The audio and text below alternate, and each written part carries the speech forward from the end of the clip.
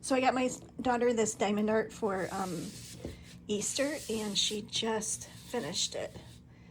It is so beautiful.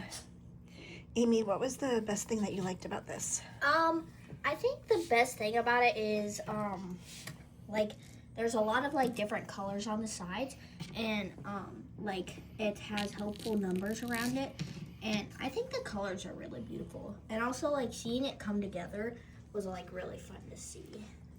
Yeah, It's really sparkly. it is really sparkly. This is so beautiful.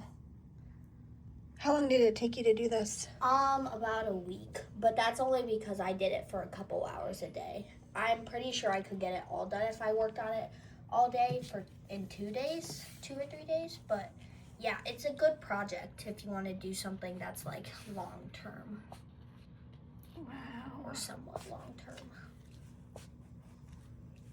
it is so pretty. I think maybe this is like, so it says 35 centimeters by 35. I think maybe it's like a foot by a foot. But gosh, this is so gorgeous. Is this stress relief for you when you work on it? Yeah, it is.